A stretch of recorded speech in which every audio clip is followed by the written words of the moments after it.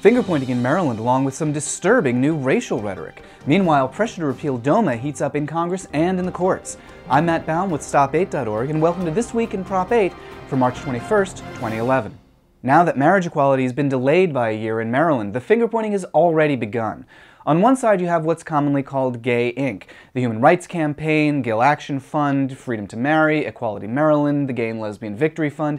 They all supported postponing the Maryland vote to next year. Their argument was that we didn't have enough votes this year, and that losing in one state might trigger setbacks in other states, such as New York and Rhode Island. On the other side, you have a few independent players and anonymous sources who say that Gay Inc. doesn't understand how Maryland politics work, and that one-year delays have a habit of actually lasting a lot longer.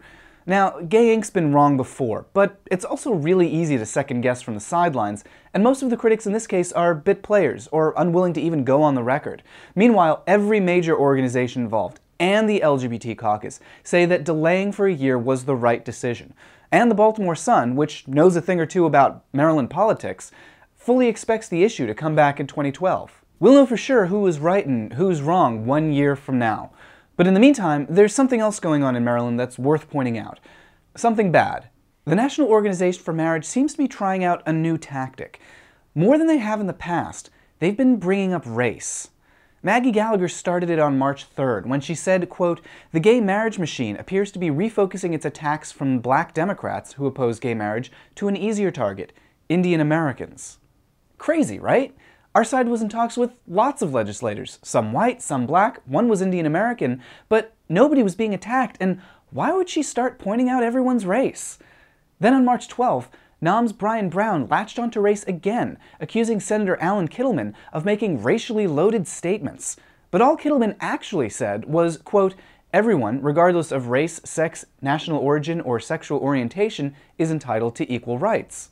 In the same press release, NOM says that African Americans, quote, "played a particularly key role in this effort," unquote, and that one anti-gay legislator was attacked by racists, who, conveniently, they don't identify.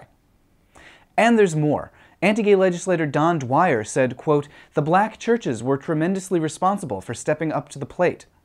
And a March 17th article in the Catholic News Agency didn't even bother being subtle. They complained that in some states, anti-gay groups weren't able to force a popular vote on civil rights. But here's how they chose to frame it. Quote, "A small group of political elites, almost all of them white, deny one of the most fundamental rights in a constitutional democracy, the right to vote, to the masses of black citizens." Again, why keep bringing up race?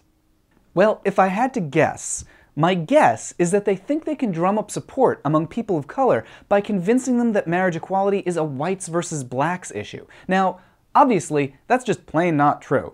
But it's a meme that refuses to die, going all the way back to Prop 8, when bad polling data made it look like African Americans supported Prop 8 in greater numbers than they actually did.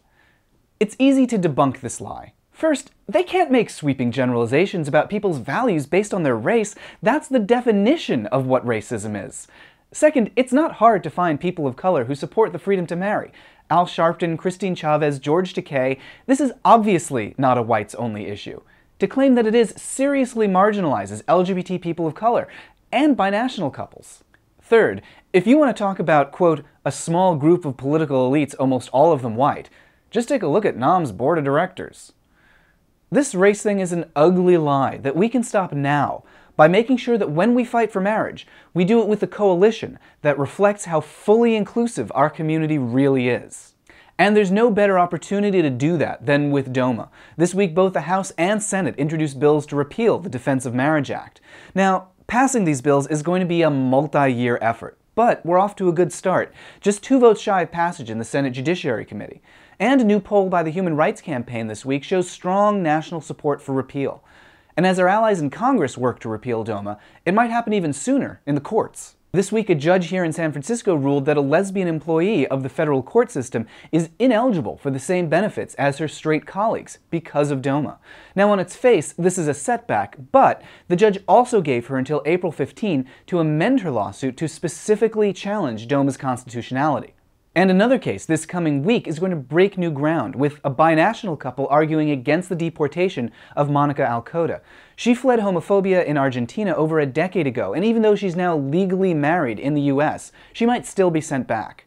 On Tuesday, she'll ask immigration officials to exercise what's called prosecutorial discretion to halt the deportation proceedings and keep their family united. It's the first time this has been attempted since the Justice Department decided that DOMA is unconstitutional, a decision that has particular weight in this case because the Board of Immigration Appeals is part of the Department of Justice. Her lawyer's Levi Soloway, founder of Immigration Equality and Stop the Deportations. We interviewed him on this show just a few weeks ago. You can watch that episode by clicking over here. There are now nearly a dozen legal challenges to DOMA, so one way or another, it's going away. We've just got to be patient and keep building inclusive coalitions that derive strength from diversity. If you need to get up to speed on the DOMA situation, you can check out our DOMA for Dummies special, along with all of our other recent episodes. Don't forget to subscribe for weekly updates and connect over at facebook.com/stop8. Keep an eye out for their ugly race-baiting rhetoric and shut it down the moment it pops up. See you next week.